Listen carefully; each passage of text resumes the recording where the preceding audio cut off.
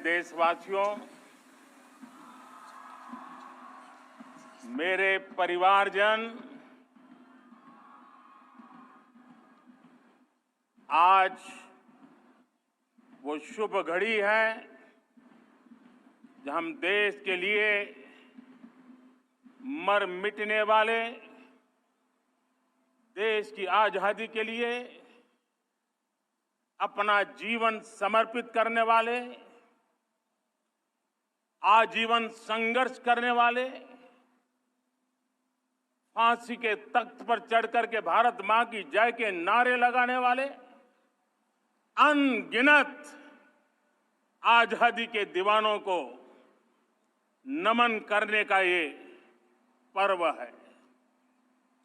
उनका पुण्य स्मरण करने का पर्व है। आजादी के दीवानों ने आज हमें आजादी के इस पर्व में स्वतंत्रता की सांस लेने के लिए सौभाग्य दिया है। यह देश उनका ऋणी है। ऐसे हर महापुरुष के प्रति हम अपना श्रद्धा भाव व्यक्त करते हैं। मेरे प्यारे देशवासियों, आज जो महानुभाव राष्ट्र रक्षा के लिए और राष्ट्र निर्माण के लिए पूरी लगन से, पूरी प्रतिबद्धता के साथ देश की रक्षा भी कर रहे हैं, देश को नई ऊंचाई पर ले जाने का प्रयास भी कर रहे हैं। चाहे वो हमारा किसान हो, हमारा जवान हो, हमारे नौजवानों का हौसला हो, हमारी माताओं बहनों का योगदान हो, दलित हो, पीड़ित हो, शोषित हो, वंचित हो, अभावों के बीच भी स्वतंत्रता के प्रति उसकी निष्ठा, लोकतंत्र के प्रति उसकी श्रद्धा, ये पूरे विश्व के लिए एक प्रेरक घटना है। मैं आज ऐसे सभी को आदरपूर्वक नमन करता हूं। प्यारे देशवासियों, इस वर्ष और पिछले कुछ वर्षों से प्राकृतिक आपदा के कारण हम सबकी चिंता बढ़ती चली जा रही है। प्राकृतिक आपदा में अनेक लोगों ने अपने परिवारजन खोए हैं, संपत्ति खोई है, राष्ट्र ने भी पारावार नुकसान भोगा है। मैं आज उन सब के प्रति अपनी संवेदना व्यक्त करता हूं और मैं उन्हें विश्वास दिलाता हूं कि यह देश इस संकट की घड़ी में उन सब के साथ खड़ा है। मेरे प्यारे देशवासियों,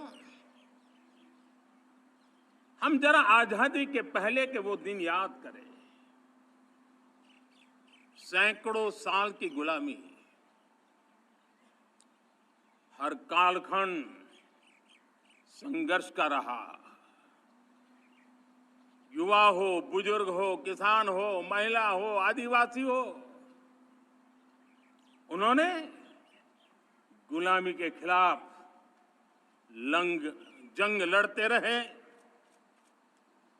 अविरत जंग लड़ते रहे।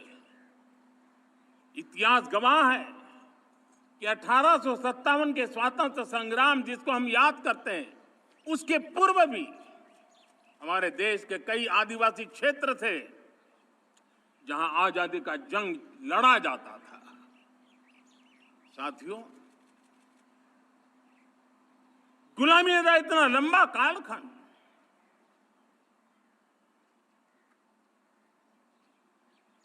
जुल्मी शासक अपरंपार यातनाएं, सामान्य से सामान्य मानवीयों का विश्वास तोड़ने की हर तरकीब है। उसके बावजूद भी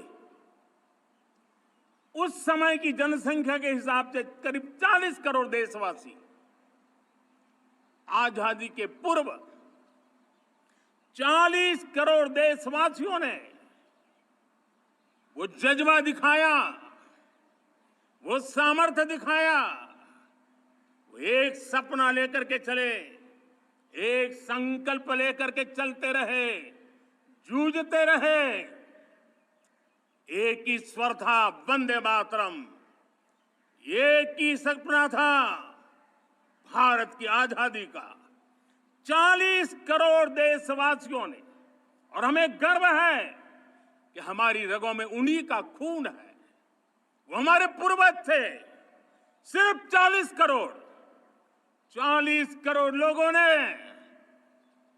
दुनिया की महासत्ता को उखाड़ करके फेंक दिया था, गुलामी की जंजीरों को तोड़ दिया था। अगर हमारे पूर्वज, जिनका खून हमारी रगों में है, आज हम तो 140 करोड़ है। अगर 40 करोड़ गुलामी की बेड़ियों को तोड़ सकते हैं, अगर 40 करोड़ आजादी के सपने को पूर्ण कर सकते हैं, आजादी लेकर के रह सकते हैं, तो 140 करोड़ देश के मेरे नागरिक, 140 करोड़ मेरे परिवारजन अगर संकल्प लेकर के चल पड़ते हैं, एक दिशा निर्धारित करके चल पड़ते हैं, कदम से कदम मिलाकर, कंधे से कंधा मिलाकर अगर चल पड़ते हैं, तो चुनौतियां कितनी भी क्यों ना हो, अभाव की मात्रा कितनी ही तीव्र क्यों ना हो, संसाधनों के लिए जूझने की नौबत हो तो भी हर चुनौती को पार करते हुए हम समृद्ध भारत बना सकते हैं। हम 2047 विकसित भारत का लक्ष्य प्राप्त कर सकते हैं। अगर 40 करोड़ देशवासी अपने पुरुषार्थ से, अपने समर्पण से, अपने त्याग से, अपने बलिदान से आजादी दे सकते हैं, आजाद भारत बना सकते हैं, तो 140 करोड़ देशवासी उसी भाव से समृद्ध भारत भी बना सकते हैं। साथियों, वो एक समय था जब लोग देश के लिए मरने के लिए प्रतिबद्ध थे और आजादी मिली थी। आज ये समय है देश के लिए जीने की प्रतिबद्धता का। अगर देश के लिए मरने की प्रतिबद्धता आजादी दिला सकती है, तो देश के लिए जीने की प्रतिबद्धता समृद्ध भारत भी बना सकती है।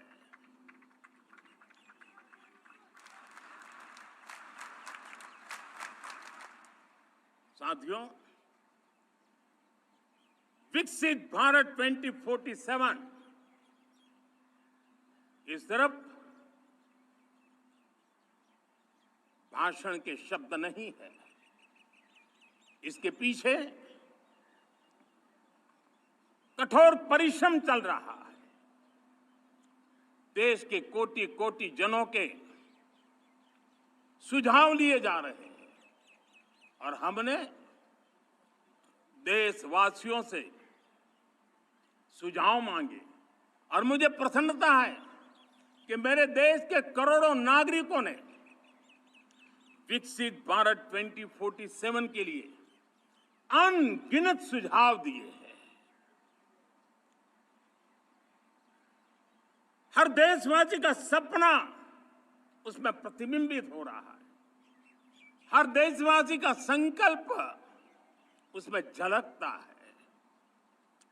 युवा हो, बुजुर्ग हो, गांव के लोग हो, शहर के लोग हो, किसान हो, कामदार हो, दलित हो, आदिवासी हो, पहाड़ों में रहने वाले लोग हो, जंगल में रहने वाले लोग हो, शहरों में रहने वाले लोग हैं, हर किसी ने 2047 में जब देश आजादी का 100 साल मनाएगा तब तक विकसित भारत के लिए अनमोल सुझाव दिए हैं। और मैं जब इन सुझावों को देखता था मेरा मन प्रसन्न हो रहा था। उन्होंने क्या लिखा? कुछ लोगों ने कहा, मेरा मन प्रसन्न हो रहा था। उन्होंने क्या लिखा? कुछ लोगों ने कहा कि दुनिया का स्किल कैपिटल बनाने का सुझाव हमारे सामने रखा। 2047 विकसित भारत के लिए कुछ लोगों ने भारत को मैन्युफैक्चरिंग का ग्लोबल हब बनाने का सुझाव दिया। कुछ लोगों ने भारत के हमारी यूनिवर्सिटीज ग्लोबल बने इसके लिए सुझाव दिया। कुछ लोगों ने यह भी कहा कि क्या आजादी के इतने सालों के बाद हमारा मीडिया ग्लोबल नहीं होना चाहिए। कुछ लोगों ने यह भी कहा कि हमारा स्किल्ड युवा विश्व की पहली पसंद बनना चाहिए। कुछ लोगों ने सुझाव दिया भारत को जल्द से जल्द जीवन के हर क्षेत्र में आत्मनिर्भर बनना चाहिए। कई लोगों ने सुझाव दिया कि हमारे किसान जो मोटा अनाज पैदा करते हैं, जिसको हम श्री अन्न कहते हैं, उस सुपर फूड को दुनिया के हर डाइनिंग टेबल पर पहुंचाना है। हमें विश्व के पोषण को भी बल देना है और भारत के छोटे किसानों को भी मजबूती देनी है। कई लोगों ने सुझाव दिया कि देश में स्थानीय स्वराज की संस्थाओं से लेकर के अनेक इकाइयां हैं, उन सब में गवर्नेंस के रिफॉर्म की बहुत जरूरत है।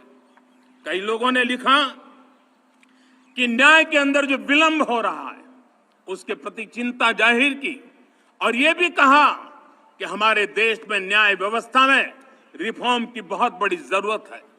कई लोगों ने लिखा कि कई ग्रीनफील्ड सिटीज बनाने की अब समय की मांग है। किसी ने बढ़ती हुई प्राकृतिक आपदाओं के बीच शासन प्रशासन में कैपेसिटी बिल्डिंग के लिए एक अभियान चलाने का सुझाव दिया। बहुत सारे लोगों ने यह सपना भी देखा है कि अंतरिक्ष में भारत का स्पेस स्टेशन जल्द से जल्द बनना चाहिए। किसी ने कहा भारत की जो पारंपरिक ट्रेडिशनल मेडिसिन है, हमारी औषधि है, दुनिया जब आज होलिस्टिक हेल्थ केयर की तरफ जा रही है तब हमें भारत की पारंपरिक औषधियां और वेलनेस हब के रूप में भारत को विकसित करना चाहिए। कोई कहते हैं कि अब देर नहीं होनी चाहिए, भारत जल्द से जल्द दुनिया की तीसरी सबसे बड़ी इकोनॉमी बनना चाहिए। साथियों, मैं इसलिए पढ़ रहा था कि मेरे देशवासियों ने सुझाव दिए, मेरे देश के सामान्य नागरिक ने ये सुझाव हमें दिए हैं। मैं समझता हूं जब देशवासियों की इतनी विशाल सोच हो, देशवासियों के इतने बड़े सपने हो, देशवासियों की इन बातों में जब संकल्प झलकते हो तब हमारे भीतर एक नया संकल्प दृढ़ बन जाता है, हमारे मन में आत्मविश्वास नई ऊंचाई पर पहुंच जाता है। और साथियों, देशवासियों का ये भरोसा सिर्फ कोई इंटेलेक्चुअल डिबेट नहीं है, ये भरोसा अनुभव से निकला हुआ है। ये विश्वास लंबे कालखंड के परिश्रम की पैदावार है और इसलिए देश का सामान्य मानव याद करता है जब लाल किले से कहा जाता है कि हिंदुस्तान के 18,000 गांवों में समय सीमा में बिजली पहुंचाएंगे और वो काम हो जाता है, तब भरोसा मजबूत हो जाता है। जब ये तय होता है कि आजादी के इतने सालों के बाद भी 2.5 करोड़ परिवार ऐसे हैं जहां बिजली नहीं है, वो अंधेरे में जिंदगी गुजारते हैं, 2.5 करोड़ घरों में बिजली पहुंच जाती है, तब सामान्य मानवीय का भरोसा बढ़ जाता है। जब बार-बार से स्वच्छ भारत की बात कही जाए, तब इस देश के अग्रिम हरोड़ पंक्ति में बैठे हुए लोग हो, गांव के लोग हो, गरीब बस्ती में रहने वाले लोग हो, छोटे छोटे बच्चे हो, हर परिवार के अंदर स्वच्छता का वातावरण बन जाए, स्वच्छता की चर्चा हो, स्वच्छता के संदर्भ में एक दूसरे को रोक टोकने का निरंतर प्रयास चलता रहे। मैं समझता हूं कि ये भारत के अंदर आई हुई नई चेतना का प्रतिबिंब है। जब देश के सामने लाल किले से कहा जाए कि आज हमारे परिवारों में 3 करोड़ परिवार ऐसे हैं जिनके घर में नल से जल मिलता है, आवश्यक है हमारे इन परिवारों को पीने का शुद्ध पानी पहुंचे। जल जीवन मिशन के तहत इतने कम समय में नए 12 करोड़ परिवारों को जल जीवन मिशन के तहत नल से जल पहुंच रहा है। आज 15 करोड़ परिवार इसके लाभार्थी बन चुके हैं। हमारे कौन लोग वंचित थे इन व्यवस्थाओं से, कौन पीछे रह गए थे? समाज के अग्रिम पंक्ति के लोग इसके लिए अभाव में नहीं जीते थे। मेरे दलित, मेरे पीड़ित, मेरे शोषित, मेरे आदिवासी भाई बहन, मेरे गरीब भाई बहन, मेरे झुग्गी झोपड़ी में जिंदगी गुजारने वाले लोग, वही तो इन चीजों के अभाव में जी रहे थे। हमने अनेक ऐसे प्राथमिक आवश्यकताओं की पूर्ति के लिए जो प्रयास किया और उसका परिणाम हमारे इन सारे समाज के बंधुओं को मिला है। हमने वोकल फॉर लोकल का मंत्र दिया। आज मुझे खुशी है कि वोकल फॉर लोकल ने अर्थतंत्र के लिए एक नया मंत्र बन गया है। हर डिस्ट्रिक्ट अपनी पैदावार के लिए गर्व करने लगा है। 1 डिस्ट्रिक्ट 1 प्रोडक्ट का माहौल बना है। अब 1 डिस्ट्रिक्ट 1 प्रोडक्ट को 1 डिस्ट्रिक्ट का 1 प्रोडक्ट एक्सपोर्ट कैसे हो, उस दिशा में हर जिले सोचने लगे हैं। रिन्यूएबल एनर्जी का संकल्प लिया था। G20 समूह के देशों ने जितना किया है उससे ज्यादा भारत ने किया है, और भारत ने ऊर्जा के क्षेत्र में आत्मनिर्भर बनने के लिए, ग्लोबल वार्मिंग की चिंताओं से मुक्ति पाने के लिए हमने काम किया है। साथियों, देश गर्व करता है आज जब फिनटेक की सफलता को लेकर पूरा विश्व भारत से कुछ सीखना समझना चाहता है, तब हमारा गर्व और बढ़ जाता है। साथियों, हम कैसे भूल सकते हैं कोरोना के वो संकट काल। विश्व में सबसे तेज गति से करोड़ों लोगों को वैक्सीनेशन का काम हमारे इसी देशों में हुआ।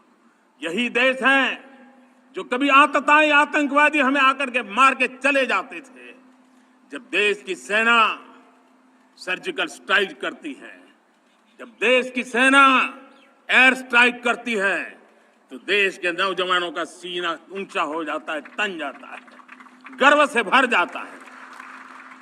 और यही बातें हैं जो आज 140 करोड़ देशवासियों का मन गर्व से भरा हुआ है, आत्मविश्वास से भरा हुआ है। साथियों, इन सारी बातों के लिए एक सुविचारित प्रयास हुआ है। रिफॉर्म की परंपरा को सामर्थ्य दिया गया है, नक्कर तरीकों के, नक्कर लक्ष्य को लेकर के। और जब राजनीतिक नेतृत्व की संकल्प शक्ति हो, दृढ़ विश्वास हो, जब सरकारी मशीनरी उसको लागू करने के लिए समर्पण भाव से जुट जाती है, और जब देश के हर नागरिक उस सपने को पूरा करने के लिए, जन भागीदारी करने के लिए, जन आंदोलन बनाने के लिए आगे आता है, तब हमें निश्चित परिणाम मिलता ही रहता है। मेरे प्यारे देशवासियों, हम ये न भूलें कि इस देश उस परिस्थितियों से भी दशकों तक भी आजादी के बाद समय बिताया है, जब होती है, चलती है, अरे यार ये तो चलेगा, अरे हमें क्या मेहनत करने की जरूरत है, अरे मामला है अगली पीढ़ी देखेगी, अरे हमको मौका मिला है यार, मौज कर लो, आगे वाला आगे का जाने, हमें क्या करना है, हम अपना समय निकाल दें। अरे नया करने जाओगे कोई बवाल उठ जाए, पता नहीं क्यों देश में स्टेटस को का माहौल बन गया था। जो है उसी से गुजारा कर लो, यही का माहौल बन गया था। और लोग तो कहते हैं अरे भाई छोड़ो, अब कुछ होने वाला नहीं है, चलो, ऐसा ही मन भर गया था। हमें इस मानसिकता को तोड़ना था, हमें विश्वास से भरना था, और हमने उस दिशा में प्रयास किया। कई लोग तो कहते थे अरे भाई अगली पीढ़ी के लिए काम हम अभी से क्यों करें, हम तो आज का देखें। लेकिन देश का सामान्य नागरिक ये नहीं चाहता था, वो बदलाव के इंतजार में था, वो बदलाव चाहता था, उसकी ललक थी, लेकिन उसके सपनों को किसी ने तवज्जो नहीं दी, उसकी आशा आकांक्षाओं को अपेक्षाओं को तवज्जो नहीं दी गई, और उसके कारण वो मुसीबतों को झेलते हुए गुजारा करता रहा, वो रिफॉर्म्स का इंतजार करता रहा। हमें जिम्मेदारी दी गई और हमने बड़े रिफॉर्म्स जमीन पर उतारे। गरीब हो, मिडिल क्लास हो, हमारे वंचित लोग हो, हमारी बढ़ती जाती शहरी आबादी हो, हमारे नौजवानों के सपने हो, संकल्प हो, आकांक्षाएं हो, उनके जीवन में बदलाव लाने के लिए रिफॉर्म का मार्ग हमने चुना। और मैं देशवासियों को विश्वास दिलाना चाहता हूं, रिफॉर्म के प्रति हमारी जो प्रतिबद्धता है वो पिंक पेपर के एडिटोरियल के लिए सीमित नहीं है। हमारे रिफॉर्म्स की ये प्रतिबद्धता है वो 4 दिन की वाहवाही के लिए नहीं है। हमारी रिफॉर्म्स की प्रक्रिया किसी मजबूरी में नहीं है, देश को मजबूती देने के इरादे से है। और इसलिए मैं आज कह सकता हूं रिफॉर्म्स का हमारा मार्ग एक प्रकार से ग्रोथ की ब्लूप्रिंट बनी हुई है।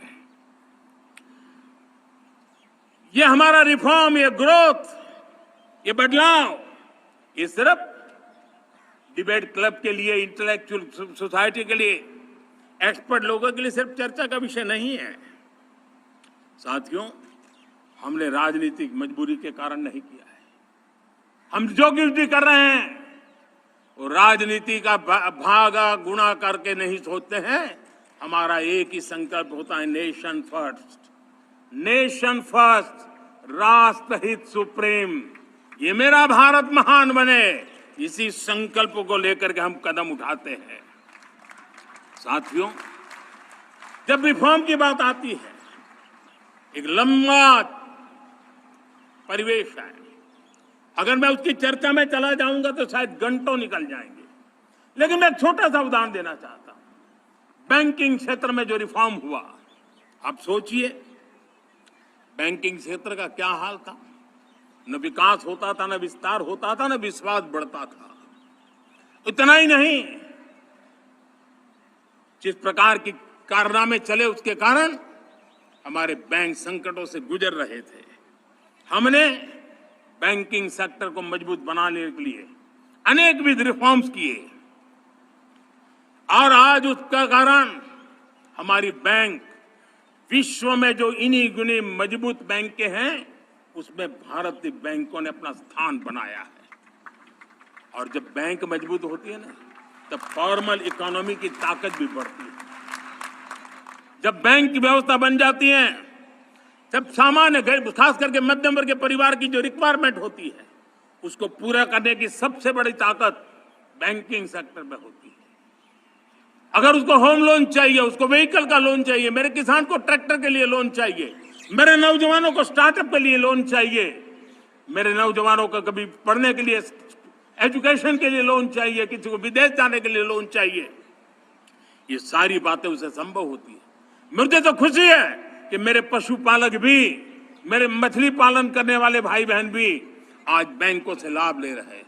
मुझे खुशी है मेरे रेहड़ी पटरी वाले लाखों भाई बहन आज बैंक से साथ जुड़ करके अपनी नई ऊंचाइयों को प्राप्त कर रहे हैं और विकास की दिशा में वो भागीदार बन रहे हैं। हमारे एमएसएमई, हमारे लघु उद्योग के लिए तो बैंक एक सबसे बड़ी सहायक होती है।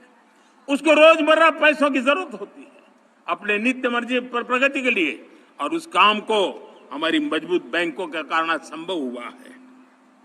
साथियों, दुर्भाग्य से हमारे देश में आजादी तो मिली, लेकिन लोगों को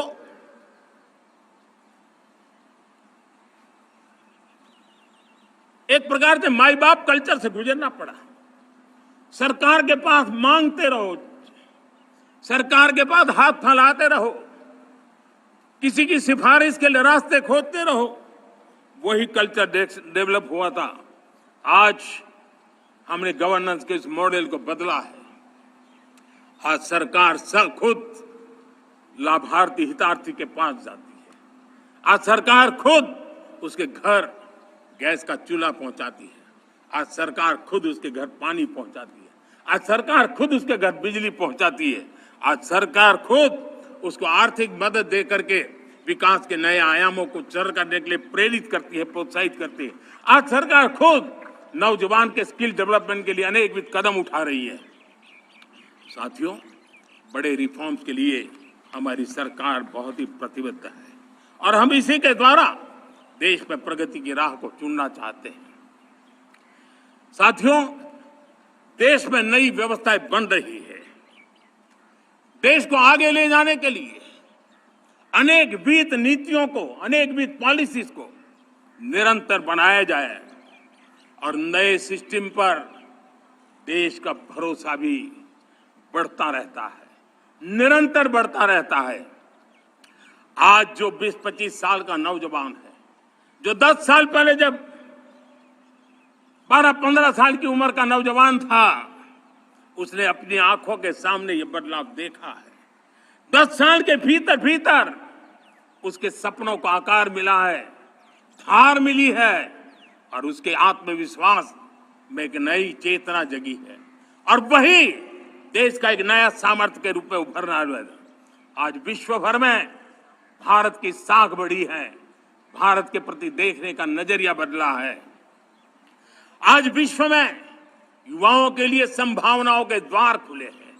रोजगार के अनगिनत नए अवसर जो शायद आजादी के इतने सालों के बाद भी नहीं आए थे, वो आज उनके दरवाजे पर दस्तक दे रहे हैं। संभावनाएं बढ़ती गई हैं, नए मौके बन रहे हैं। मेरे देश के युवाओं को अब धीरे धीरे चलने का इरादा नहीं है। मेरा देश का नौजवान इंक्रीमेंटल प्रगति में विश्वास नहीं करता। मेरा देश का नौजवान छलांग मारने के मूड में है। वो छलांग मार के नई सिद्धियों को प्राप्त करने के मूड में है। मैं कहना चाहूंगा, भारत के लिए गोल्डन एरा है। वैश्विक परिस्थितियों की तुलना में भी देखें, ये गोल्डन एरा है। ये हमारा स्वर्णिम कालखंड है।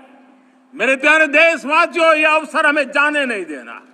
ये मौका हमें जाने नहीं देना चाहिए और इसी मौके को पकड़ करके अपने सपने और संकल्पों को लेकर के चल पड़ेंगे तो हम देश की स्वर्णिम भारत की जो अपेक्षा और हमें विकसित भारत का 2047 का लक्ष्य हम पूरा करके रहेंगे। हम सदियों की बेड़ियों को तोड़ करके निकले हैं। आज टूरिज्म का क्षेत्र हो, एमएसएमई का क्षेत्र हो, एजुकेशन हो, हेल्थ सेक्टर हो, ट्रांसपोर्ट सेक्टर हो, खेती और किसानी का सेक्टर हो, हर सेक्टर में एक नया आधुनिक सिस्टम बन रहा है। हम विश्व की बेस्ट प्रैक्टिसेस को भी आगे देख रखते हुए हम हमारे देश की परिस्थितियों के अनुसार आगे बढ़ना चाहते हैं। हर सेक्टर में आधुनिकता की जरूरत है, नएपन की जरूरत है, टेक्नोलॉजी को जोड़ने की जरूरत है और हर सेक्टर में हमारी नई नीतियों के कारण इन सारे क्षेत्रों में एक नया सपोर्ट मिल रहा है, नई ताकत मिल रही है। हमारे सारे अवरोध हटे, हमारी बंदी से दूर हो, हम पूरे सामर्थ्य के साथ चल पड़े, खिल उठे, सपनों को पा करके रहे, सिद्धि को हम अपने निकट देखें, हम आत्मसात करें, उस दिशा में हम चलना है। अब आप देखिए कितना बड़ा बदलाव रहा है। मैं एकदम जमीनी स्तर की बात करूं, विमेन सेल्फ हेल्प ग्रुप आज 10 साल में हमारे 10 करोड़ बहनें विमेन सेल्फ हेल्प ग्रुप में जुड़ी है। 10 करोड़ नई बहनें। हमें गर्व हो रहा है कि हमारे सामान्य परिवार की, गांव की 10 करोड़ महिलाएं आर्थिक रूप से आत्मनिर्भर बन रही हैं। और जब महिला आर्थिक रूप से आत्मनिर्भर बनती हैं, तब परिवार की निर्णय प्रक्रिया की हिस्सेदार बनती हैं। एक बहुत बड़ी सामाजिक परिवर्तन की गारंटी लेकर के आती है। मुझे गर्व है इस बात पर, लेकिन साथ साथ मुझे गर्व इस बात का भी है कि हमारे सीईओ आज दुनिया भर के अंदर अपनी धाक जमा रहे हैं। भारत के हमारे सीईओ विश्व भर में अपनी धाक जमा रहे हैं। हमारे लिए खुशी की बात है कि एक तरफ मेरे सीईओ दुनिया भर में नाम कमा रहे हैं, भारत का नाम बढ़ा रहे हैं, तो दूसरी तरफ विमेन सेल्फ हेल्प ग्रुप से 1 करोड़ मेरी सामान्य परिवार की माताएं बहनें लखपति दीदी बनती है। मेरे लिए ये भी उतना ही गर्व की बात है। अब हमने सेल्फ हेल्प ग्रुप को 10 लाख रुपए से 20 लाख रुपए देने का निर्णय किया है। अब तक 9 लाख करोड़ रुपए बैंकों के माध्यम से हमारे इन विमेन सेल्फ हेल्प ग्रुप को मिले हैं, और जिसके मदद से वो अपने अनेकविध कामों को बढ़ावा रहे हैं। मेरे साथियों, मेरे नौजवान इस तरफ ध्यान दें। स्पेस सेक्टर एक फ्यूचर है हमारे साथ जुड़ा हुआ, एक महत्वपूर्ण पहलू है। हम उस पर भी बल दे रहे हैं।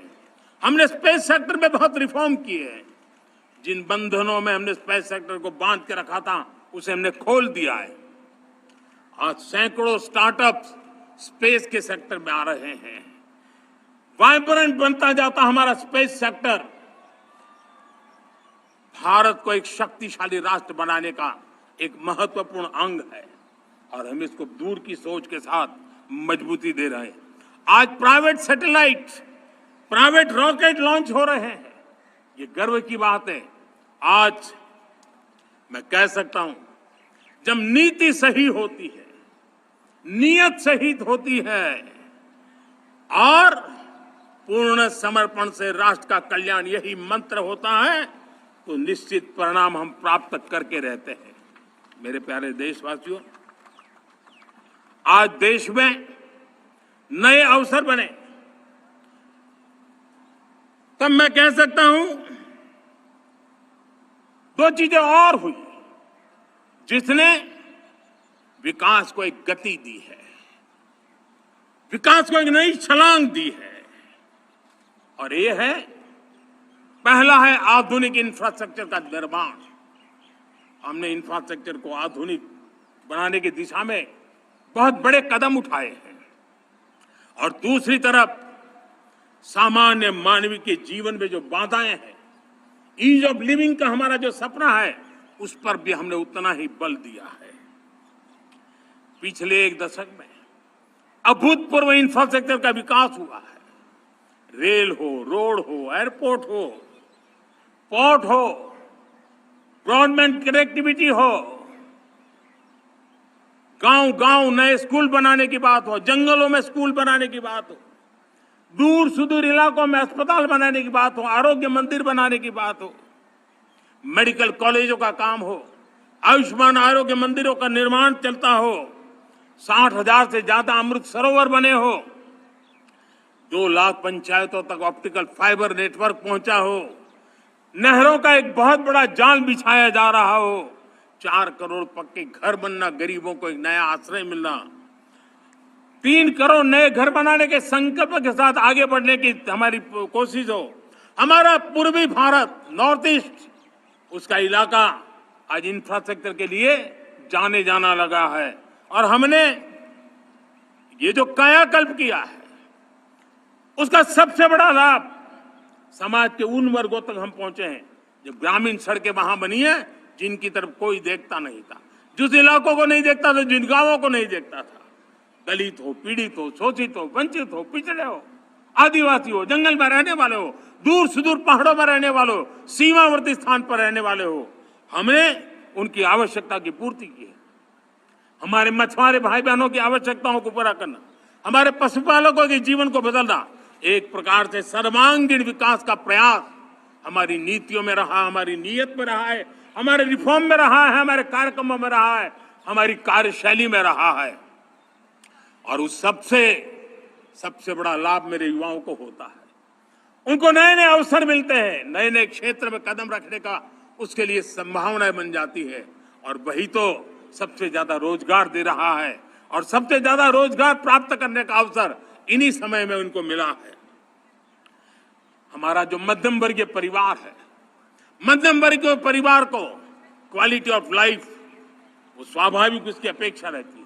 वो देश के लिए बहुत देता है, तो देश का भी दायित्व है कि उसकी जो क्वालिटी ऑफ लाइफ पे जो उसकी अपेक्षाएं हैं, सरकार की कठिनाइयों से मुक्ति की उसकी जो अपेक्षाएं हैं, उसको पूर्ण करने के लिए हम निरंतर प्रयास करते हैं। और मैंने तो सपना देखा है कि 2047 जब विकसित भारत का सपना होगा, तो उसकी एक इकाई ये भी होगी कि सामान्य मानव के जीवन में सरकार की दखलें कम हो, जहां सरकार की जरूरत हो वहां अभाव न हो, और जहां सरकार की बेकारण प्रभाव भी न हो, इस प्रकार की व्यवस्था पर हम प्रतिबद्ध हैं। मेरे प्यारे देशवासियों, हम छोटी छोटी जरूरतों पर भी ध्यान देते हैं, हम छोटी छोटी आवश्यकताओं पर ध्यान देते हैं, और उसको लेकर हम चलते हैं। चाहे हमारे गरीब का घर का चूल्हा जलता रहे, गरीब की मां को कभी आंसू पी करके सोना न पड़े, और इसके लिए मुफ्त इलाज की योजना हमारी चल रही है। बिजली, पानी, गैस अब सैचुरेशन के मूड पर है, और जब हम सैचुरेशन की बात करते हैं वो 100% होता है। जब सैचुरेशन होता है तो उसको जातिवाद का रंग नहीं लगता है। जब सैचुरेशन होता है तो उसमें पांथिकता का रंग नहीं लगता है। जब सैचुरेशन का मंत्र होता है तब सच्चे अर्थ में सबका साथ सबका विकास का मंत्र साकार होता है।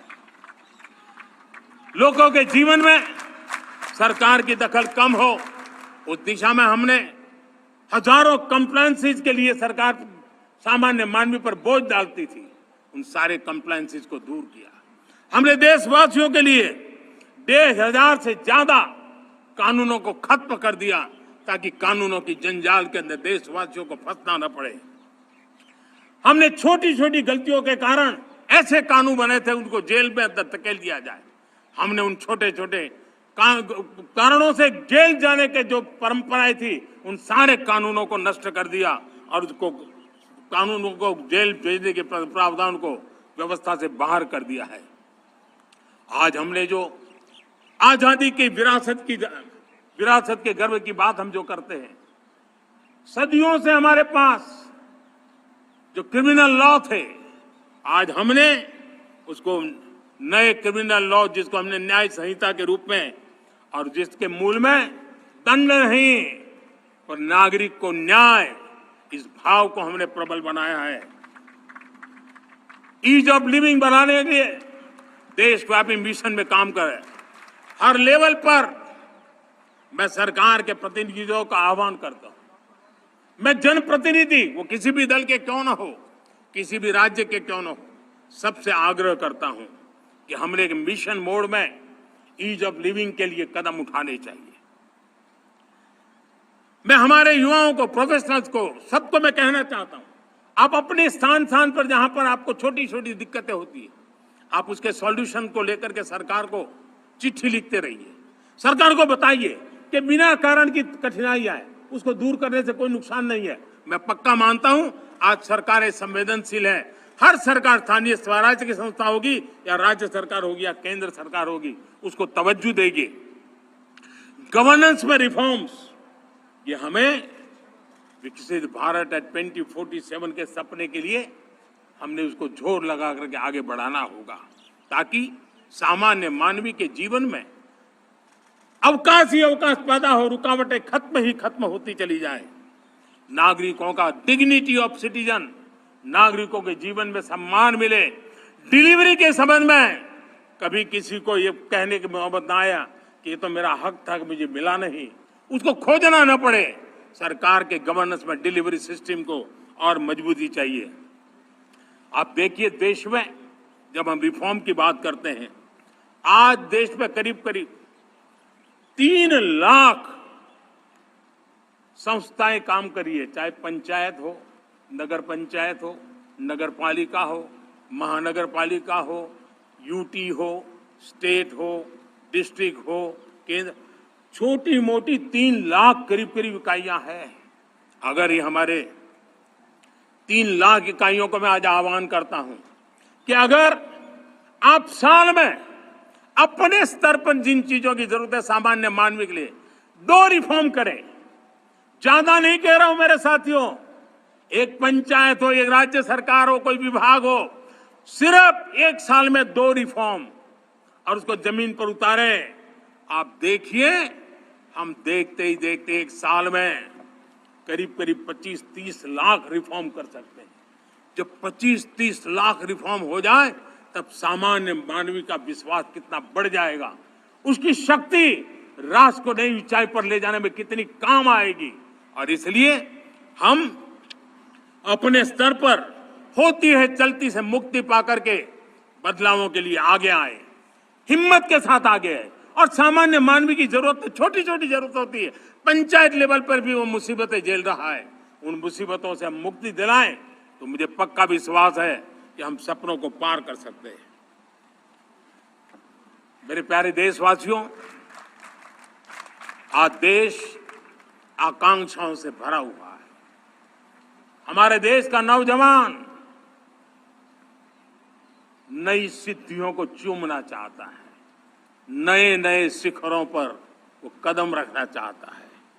और इसलिए हमारी कोशिश है हर सेक्टर में कार्य को हम गति दें, तेज गति दें।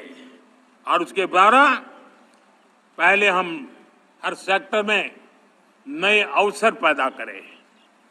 दूसरा, ये बदलती हुई व्यवस्थाओं के लिए जो सपोर्टिव इंफ्रास्ट्रक्चर चाहिए, उन इंफ्रास्ट्रक्चर पर हम बदलाव के मजबूती देने की दिशा में काम करें। और तीसरी बात है, नागरिकों की मूलभूत सुविधाओं के विषय में हम प्राथमिकता दें, उसको बल दें। इन तीनों भारत में एक एस्पिरेशनल सोसाइटी का निर्माण किया है और उसके परिणाम स्वरूप आज समाज खुद एक विश्वास से भरा हुआ है। हमारे देशवासियों की आकांक्षा है, उनके एस्पिरेशंस, हमारे नौजवानों की ऊर्जा हमारे देश के सामर्थ्य के साथ जोड़ करके हम आगे बढ़ने की एक ललक लेकर के चल रहे हैं। मुझे विश्वास है रोजगार और स्वरोजगार नए रिकॉर्ड के अवसर पर हम काम किया है।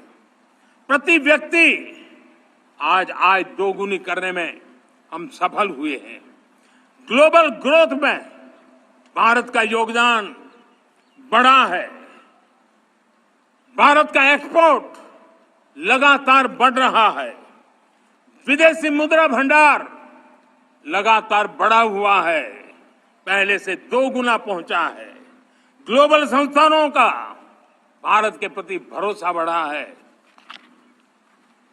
मुझे विश्वास है भारत की दिशा सही है, भारत की गति तेज है और भारत के सपनों में सामर्थ्य है। लेकिन इन सबके साथ संवेदनशीलता का हमारा मार्ग हमारे लिए ऊर्जा में एक नई चेतना भरता है। मम भाव हमारे कार्य की शैली है। समभाव भी चाहिए, मम भाव भी चाहिए, उसको लेकर के हम चल रहे हैं।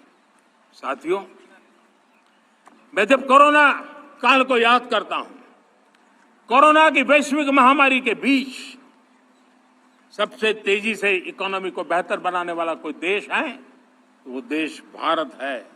तब लगता है कि हमारी दिशा सही है। जब जात पात मत पंथ ऊपर उठकर हर घर तिरंगा फहराया जाता है, तब लगता है देश की दिशा सही है। आज पूरा देश तिरंगा है, हर घर तिरंगा है। न कोई जात है, न कोई पात है, न कोई ऊंच है, न कोई नीच है, सभी भारतीय है। यही तो हमारी दिशा की ताकत है। जब हम 25 करोड़ लोगों को गरीबी से बाहर निकालते हैं, तब हमारा विश्वास पक्का हो जाता है कि हमने गति को बराबर मेंटेन किया है, और सपनों को साकार करना अब दूर नहीं है। जब 100 से अधिक आकांक्षी जिले अपने अपने राज्य के अच्छे जिलों की स्पर्धा कर रहे हैं, बराबरी करने लगे हैं, तो हमें लगता है कि हमारी दिशा और गति दोनों सामर्थ्यवान है। जब हमारे उन आदिवासी साथियों को वो मदद मिलती है, पीएम जनमन के द्वारा उनको जो योजनाएं पहुंची थी, आबादी बहुत छोटी है, लेकिन बहुत दूर सुदूर इलाकों में छुटपुट परिवार रहते हैं, हमने उनको खोज के निकाला है, उनके लिए चिंता की है। तब लगता है कि संवेदनशीलता से जब काम करते हैं तब संतोष कितना मिलता है। वर्किंग वुमेन के लिए पेड मैटरनिटी लीव 12 हफ्ते से बढ़ा करके 26 हफ्ते कर देते हैं। तब सिर्फ नारी का सम्मान ही करते इतना नहीं है, नारी के प्रति संवेदनशील भाव से निर्णय करते इतना नहीं, लेकिन उसके गोद में जो बच्चा पला है ना, उसको एक उत्तम नागरिक बनाने के लिए माँ की जो जरूरत है उसमें सरकार रुकावट न बने, इस संवेदनशील भावना से उस निर्णय को हम करते हैं। जब मेरे दिव्यांग भाई बहन भारतीय साइन लैंग्वेज की बात हो या तो सुगम्य भारत का अभियान हो, उसको लगता है कि अब मेरी भी डिग्निटी है, मेरे प्रति देश के नागरिक सम्मान के भाव से देखता है। और पैरालंपिक में तो हमारे खिलाड़ी नई नई ताकत दिखाने लगे हैं। तब लगता है कि ये जो मेरा मम भाव है, हम सबका मम भाव है, उसकी ताकत नजर आती है। हमारे ट्रांसजेंडर समाज के प्रति हम जिस संवेदना के साथ निर्णय बना रहे हैं, हम नए नए कानून बना रहे हैं, उनको सम्मान का जीवन देने के लिए हम प्रयास कर रहे हैं, तब बदलाव की हमारी दिशा सही दिखता है। सेवा भाव से किए गए इन कामों का, जो त्रिविध मार्गों से हम चले हुए, इन कामों का एक सीधा सीधा लाभ आज उसके परिणाम के रूप में हमें नजर आ रहा है। 60 साल बाद लगातार तीसरी बार आपने हमें देश सेवा का मौका दिया है। मेरे 140 करोड़ देशवासी, आपने जो आशीर्वाद दिए हैं, उस आशीर्वाद में मेरे लिए एक ही संदेश है, जन जन की सेवा, हर परिवार की सेवा, हर क्षेत्र की सेवा, और सेवा भाव से समाज की शक्ति को साथ लेकर के विकास की नई ऊंचाइयों पर पहुंचना। 2047 विकसित भारत के सपने को लेकर के चलना, उसी एक संदेश को लेकर मैं आज लाल किले की प्राचीर से हमें आशीर्वाद देने के लिए मैं कोटि कोटि देशवासियों का सर झुका करके आभार व्यक्त करता हूं। मैं उनके प्रति नतमस्तक होता हूं और मैं उनको विश्वास दिलाता हूं कि हमें नई ऊंचाइयों को नए जोश के साथ आगे बढ़ना है। हमें सिर्फ जो हो गया है वो संतोष मान करके बैठने वाले हम लोग नहीं हैं, वो हमारे संस्कार में नहीं है। हम कुछ और करने के लिए, कुछ और आगे बढ़ने के लिए और कुछ और नई ऊंचाइयों को पार करने के लिए हम आगे बढ़ना चाहते हैं। विकास को, समृद्धि को, सपनों को साकार करने को, संकल्प को लिए जीवन खपाने को हम अपना स्वभाव बनाना चाहते हैं, देशवासियों का स्वभाव बनाना चाहते हैं। मेरे प्यारे देशवासियों, आज नई शिक्षा नीति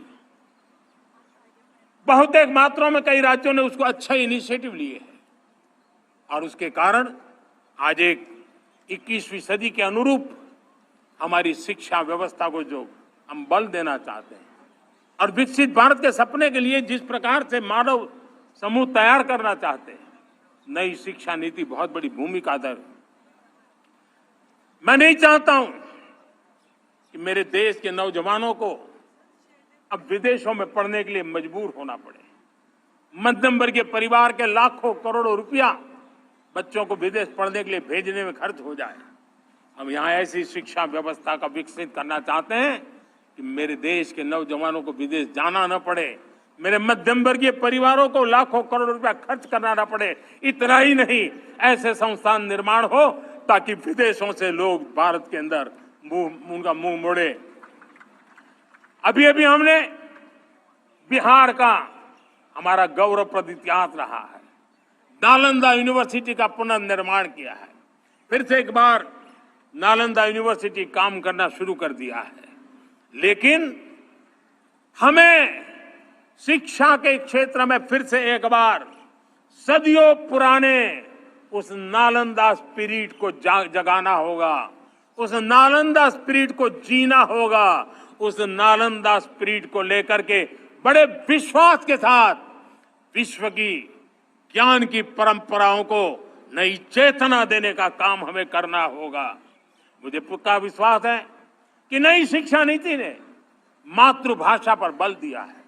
मैं राज्य सरकारों से कहूंगा, मैं देश की सभी संस्थानों से कहूंगा कि भाषा के कारण हमारे देश की टैलेंट को रुकावट नहीं आनी चाहिए, भाषा अवरुद्ध नहीं होनी चाहिए।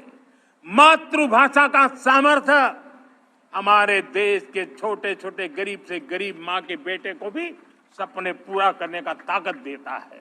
और इसलिए हमने हमारी मातृभाषा में पढ़ाई, जीवन में मातृभाषा का स्थान, परिवार में मातृभाषा का स्थान, उसकी ओर हमें बल देना होगा। मेरे प्यारे देशवासियों, जिस प्रकार से आज विश्व का बदलाव नजर आ रहा है और तब जाकर के स्किल का महत्व बहुत बढ़ गया है और हम स्किल को और नई एक ताकत देना चाहते हैं। हम इंडस्ट्री 4.0 को ध्यान में रख करके हम स्किल डेवलपमेंट चाहते हैं। हम जीवन के हर क्षेत्र में, हम एग्रीकल्चर सेक्टर में भी कैपेसिटी बिल्डिंग करने के लिए स्किल डेवलपमेंट चाहते हैं। हम तो हमारा सफाई का क्षेत्र हो, उसमें भी एक नए स्किल डेवलपमेंट की ओर बल देना चाहते हैं।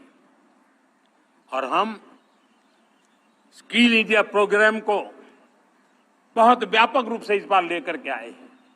बजट में भी इसका बहुत बड़ा, इस बजट में इंटर्नशिप को भी हमने बल दिया है ताकि हमारे नौजवानों को एक एक्सपीरियंस मिले, उनकी कैपेसिटी बिल्डिंग हो और बाजार में उनका ताकत दिखाई दे। उस प्रकार से मैं स्किल युवाओं को तैयार करना चाहता हूं। और इसलिए कई बार, और दोस्तों, आज विश्व की परिस्थिति को देखते हुए मैं साफ साफ देख रहा हूं कि भारत का स्किल्ड मैन पावर जो है, हमारा स्किलफुल जो नौजवान है, वो ग्लोबल जॉब मार्केट में अपनी दमक बनाए। हम उस सपने को लेकर के आगे चल रहे हैं। साथियों, विश्व जिस तेजी से बदल रहा है, जीवन के हर क्षेत्र में साइंस और टेक्नोलॉजी का महत्व बढ़ता चला जाने वाला है। हमें साइंस को बहुत बढ़ देने की आवश्यकता है। और मैंने देखा, चंद्रयान की सफलता के बाद हमारे स्कूल कॉलेज के अंदर साइंस और टेक्नोलॉजी के प्रति एक नई रुचि का वातावरण बना है, नई दिलचस्पी बढ़ी है। तब हमारे शिक्षा संस्थानों ने ये जो मनोभाव बना है, उसको नर्चर करने के लिए आगे आना होगा। भारत सरकार ने भी रिसर्च के लिए सपोर्ट बढ़ा दिया है। हमने ज्यादा से ज्यादा चेयर स्थापित किए हैं।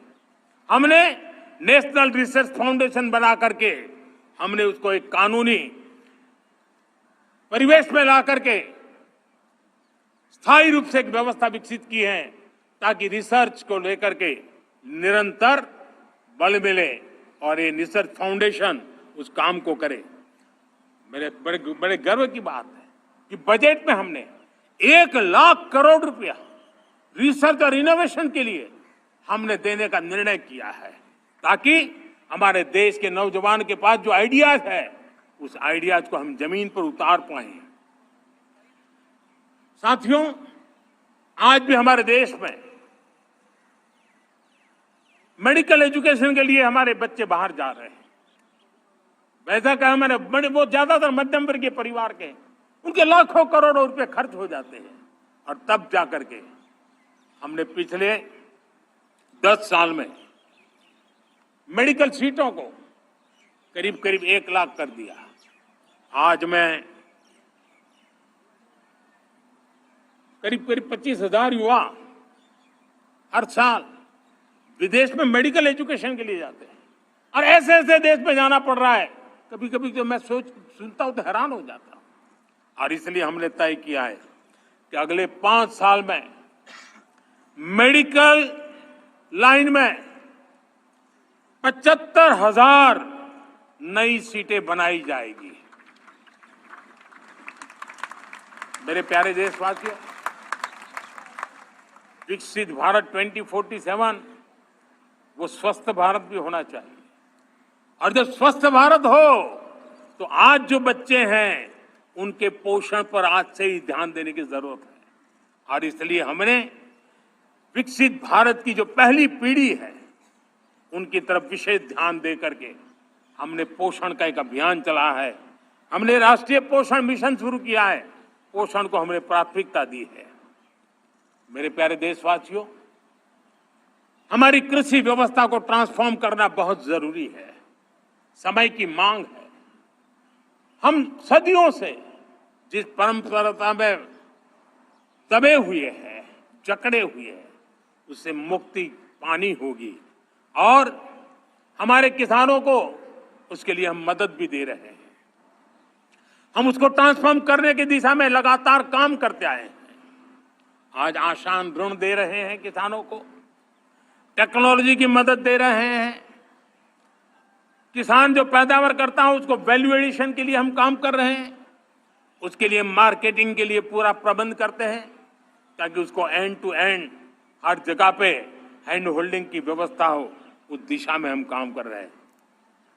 आज जब धरती माता के प्रति सारा विश्व चिंतित है, जिस प्रकार से उर्वरक के कारण हमारी धरती माता की शहद दिनों दिन बिगड़ता जा रही है, हमारी धरती माता की उत्पादकता क्षमता खत्म होती चली जा रही है, कम होती चली जा रही है। और उस समय मैं मेरे देश के लाखों किसानों का आभार व्यक्त करना चाहता हूं, जिन्होंने प्राकृतिक खेती का रास्ता चुना है और हमारी धरती माता की सेवा करने का भी उन्होंने बीड़ा उठाया है। और इस बार बजट में भी हमने प्राकृतिक खेती को बल देने के लिए बहुत बड़ी योजनाओं के साथ बहुत बड़ा बजट में प्रावधान किया है। मेरे प्यारे देशवासियों, आज दुनिया की स्थिति में देखता हूं, पूरा विश्व होलिस्टिक हेल्थ केयर की तरफ मुड़ रहा है, और तब उनको ऑर्गेनिक फूड ये उनकी प्रथम पसंद बनी है। आज विश्व के लिए ऑर्गेनिक फूड का अगर कोई फूड बास्केट बन सकता है तो मेरे देश का किसान बना सकता है, मेरा देश बन सकता है। और इसलिए हम आने वाले दिनों में उस सपने को लेकर के आगे चलना चाहते हैं, ताकि ऑर्गेनिक फूड की जो विश्व की मांग है, उस ऑर्गेनिक फूड का बास्केट हमारा देश कैसे बने, किसानों का जीवन आसान बने, गांव में टॉप क्लास इंटरनेट कनेक्टिविटी मिले, किसानों को स्वास्थ्य सुविधाएं मिले, किसान के बच्चों को पढ़ने के लिए स्मार्ट स्कूल अवेलेबल हो, किसान के बच्चों को रोजगार उपलब्ध हो। छोटे छोटे खेती के टुकड़ों पर पूरा परिवार आज जीना बड़ा मुश्किल हो रहा है, तब उनके नौजवानों के लिए वो स्किल मिले, ताकि उनके नए रोजगार मिले, नए आय के साधन बने। इसका एक कॉम्प्रिहेंसिव प्रयास हम कर रहे हैं। बीते वर्षों में वुमेन लेड डेवलपमेंट मॉडल पर हमने काम किया है। इनोवेशन हो, एम्प्लॉयमेंट हो, एंटरप्रेन्योरशिप हो, हर सेक्टर में महिलाओं के कदम बढ़ते जा रहे हैं। महिलाएं सिर्फ भागीदारी बढ़ा रही है ऐसा नहीं, महिलाएं नेतृत्व दे रही है। आज अनेक क्षेत्रों में, आज हमारे रक्षा क्षेत्र में देखिए, हमारा एयरफोर्स हो, हमारी आर्मी हो, हमारी नेवी हो, हमारा स्पेस सेक्टर हो, आज हमारी महिलाओं का हम दमखम देख रहे हैं देश के लिए। लेकिन दूसरी तरफ कुछ चिंता की बातें भी आती हैं, और मैं आज लाल किले से फिर बार एक अपनी पीड़ा व्यक्त करना चाहता हूं। एक समाज के नाते हमें गंभीरता से सोचना होगा कि हमारी माताओं, बहनों, बेटियों के प्रति जो अत्याचार हो रहे हैं, उसके प्रति देश का आक्रोश है, जन सामान्य का आक्रोश है।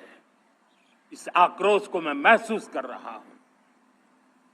इसको देश को, समाज को, हमारी राज्य सरकारों को गंभीरता से लेना होगा। महिलाओं के विरुद्ध अपराधों की जल्द से जल्द जांच हो, राक्षसी कृत्य करने वालों को जल्द से जल्द कड़ी सजा हो, वो समाज में विश्वास पैदा करने के लिए जरूरी है। मैं ये भी बताना चाहूंगा कि जब बलात्कार की या महिलाओं पर अत्याचार की घटनाएं घटती हैं तो उसकी बहुत चर्चा होती है, बहुत प्रचार होता है, मीडिया में छाया रहता है। लेकिन जब ऐसे राक्षसी मनोवृत्ति व्यक्ति को सजा होती है तो वो खबरों में कहीं नजर नहीं आती है, कोने में कहीं पड़ा रहता है। अब समय की मांग है कि जिनको सजा होती है उसकी व्यापक चर्चा हो, ताकि ऐसा पाप करने वालों को भी डर पैदा हो कि ये पाप करने की हालत ये होती है कि फांसी पर लटकना पड़ता है। और मुझे लगता है कि ये डर पैदा करना बहुत जरूरी है। मेरे प्यारे देशवासियों, हमारे देश में ऐसी एक आदत बन गई थी स्वभाव से, हम देश को कम आंकना, देश के प्रति गौरव के भाव का अभाव होना, ये पता नहीं क्यों हमारे जहन में घुस गया था। और हम तो कभी कभी तो लेट आए तो कहते थे इंडियन टाइम, शर्म के साथ हम बोल देते थे। देश को इन चीजों से हमने बाहर लाने में सफलता पाई है। किसी जमाने में कहा जाता, अरे खिलौने भी बाहर से आते थे, वो दिन देखे हमने। आज मैं गर्व से कह सकता हूं कि मेरे देश के खिलौने दुनिया के बाजार में अपनी धमक लेकर के पहुंच रहे हैं। खिलौने हमारे एक्सपोर्ट होने शुरू हुए। तो एक जमाना था हम मोबाइल फोन इंपोर्ट करते थे। आज मोबाइल फोन का मैन्युफैक्चरिंग का इकोसिस्टम बना है, एक बहुत बड़ा हब बना है, और आज हम मोबाइल फोन दुनिया में एक्सपोर्ट करने लगे हैं। ये भारत की ताकत है। साथियों, भविष्य के साथ सेमीकंडक्टर जुड़ा हुआ है, आधुनिक टेक्नोलॉजी जुड़ी हुई है, एआई जुड़ा हुआ है। हमने सेमीकंडक्टर मिशन पर काम शुरू किया है। हर उपकरण में मेड इन इंडिया चिप क्यों न हो, क्यों ये सपना मेरे देश का नौजवान देखे। टैलेंट यहाँ है, सारे इस प्रकार के रिसर्च काम हिंदुस्तान में होते हैं, तो अब प्रोडक्शन भी हिंदुस्तान में होगा, सेमीकंडक्टर का काम भी हिंदुस्तान में होगा। और हम एंड टू एंड सॉल्यूशन दुनिया को देने की ताकत रखते हैं, और हम उसको साथियों, एक जमाना हमने देखा है 2G के लिए हम कैसा संघर्ष करते थे। आज हर उपकरण में हम देख रहे हैं, हम तेजी से आगे बढ़े। और 5G जिस तेजी से पूरे देश में रोल आउट हुआ, हिंदुस्तान के करीब करीब सभी क्षेत्रों में 5G पहुंच गया। वो विश्व में तेज गति से 5G पहुंचाने में हम आगे रहे। और देश, साथियों, मैंने कहा हम रुकने वाले नहीं है। 5G पे रुक जाना हमें मंजूर नहीं है। हम 6G पर अभी से मिशन मोड में काम कर रहे हैं, और विश्व में हम उसमें भी अपनी धमक जमाएंगे, ये मैं विश्वास से कहता हूं। मेरे प्यारे साथियों, डिफेंस सेक्टर, हमारी आदत हो गई थी डिफेंस बजट कितना ही क्यों न हो, लेकिन कभी को सोचता नहीं था कि डिफेंस बजट बढ़ा तो जाता कहां है। डिफेंस बजट विदेशों से खरीदी में चला जाता था। अब हम चाहते हैं हम आत्मनिर्भर बने, और मैं हमारी डिफेंस फोर्सेस का हृदय से धन्यवाद करता हूं। उन्होंने हजारों ऐसी चीजें लिस्ट कर दी है, उन्होंने तय, और उसके कारण डिफेंस के सेक्टर में हम आत्मनिर्भर होते चले जा रहे हैं। आज डिफेंस मैन्युफैक्चरिंग में भारत की पहचान बनी है, और मैं आज खुशी से कह सकता हूं कि जो देश कभी डिफेंस की हर छोटी मोटी चीज बाहर से लाता था, आज धीरे धीरे दुनिया के कई देशों में हम जो डिफेंस के इक्विपमेंट मैन्युफैक्चर कर रहे हैं वो हम एक्सपोर्ट करने लगे हैं। दुनिया में डिफेंस हब, मैन्युफैक्चरिंग हब के रूप में हम धीरे धीरे उभर रहे हैं। हम मैन्युफैक्चरिंग क्षेत्र को बढ़ावा देना चाहते हैं क्योंकि रोजगार के लिए सर्वाधिक आवश्यक है। आज पीएलआई स्कीम को बहुत बड़ी सफलता मिली है। एफडीआई रिफॉर्म्स, उसने भी हमें बहुत बड़ी ताकत दी है। एमएसएमईज को बहुत बड़ा बल मिला है, नई व्यवस्थाएं विकसित हुई है और उसके कारण हमारा मैन्युफैक्चरिंग सेक्टर, हम दुनिया का एक मैन्युफैक्चरिंग हब बने। जिस देश के पास इतनी नौजवान शक्ति हो, जिस देश के अंदर ये सामर्थ्य हो, हम मैन्युफैक्चरिंग की दुनिया में भी इंडस्ट्री 4.0 में हम बहुत बड़ी ताकत के साथ आगे जाना चाहते हैं। और इसके लिए आवश्यक स्किल डेवलपमेंट, उस पर भी हमने बल दिया है। और स्किल डेवलपमेंट में भी हमने नए मॉडल तय किए हैं। हमने जन भागीदारी को जोड़ा है ताकि तुरंत रिक्वायरमेंट के अनुसार स्किल डेवलपमेंट हम कर सके। और मुझे विश्वास है, मैं लाल किले की प्राचीर से कह रहा हूं, वो दिन दूर नहीं होगा जो भारत इंडस्ट्रियल मैन्युफैक्चरिंग का हब होगा, दुनिया उसकी तरफ देखती होगी। आज विश्व की बहुत बड़ी कंपनियां भारत में निवेश करना चाहती हैं। ये चुनाव के बाद मैंने देखा, मेरे तीसरे कार्यकाल में जितने लोग मुझसे मिलने के लिए मांग कर रहे हैं वो ज्यादातर निवेशक लोग हैं, विश्व भर के निवेशक हैं। वो आना चाहते हैं, भारत में निवेश करना चाहते हैं। ये एक बहुत बड़ा गोल्डन अपॉर्चुनिटी है। मैं राज्य सरकारों से आग्रह करता हूं कि आप निवेशकों को आकर्षित करने के लिए स्पष्ट नीति निर्धारित कीजिए, गुड गवर्नेंस का आश्वासन दीजिए, लॉ एंड ऑर्डर सिचुएशन के लिए उनको भरोसा दीजिए। हर राज्य एक तंदुरुस्त स्पर्धा में आगे आए। राज्य राज्य के बीच निवेशकों को खींचने के लिए स्पर्धा होनी चाहिए, निवेशकों को लिए, ताकि उनके राज्य में निवेशक आएंगे, उनके राज्य के नौजवानों को स्थानीय रूप से अवसर मिलेगा, रोजगार का अवसर मिलेगा। नीतियों में परिवर्तन लाना चाहिए तो ग्लोबल रिक्वायरमेंट के अनुसार नीतियों को राज्यों ने परिवर्तित करना चाहिए। लैंड की आवश्यकता है तो राज्यों ने लैंड बैंक बनानी चाहिए। गुड गवर्नेंस सिंगल पॉइंट पर काम करने के लिए राज्य जितने प्रोएक्टिव होंगे, जितने ज्यादा प्रयास करेंगे, जो निवेशक आ रहे हैं वो कभी भी वापस नहीं जाएंगे। सिर्फ भारत सरकार से काम ये होता नहीं है, राज्य सरकारों की बहुत बड़ी आवश्यकता होती है, क्योंकि जो भी प्रोजेक्ट लगने वाला है उस राज्य में लगने वाला है, उसको हर राज्य के साथ रोजमर्रा का काम पड़ता है।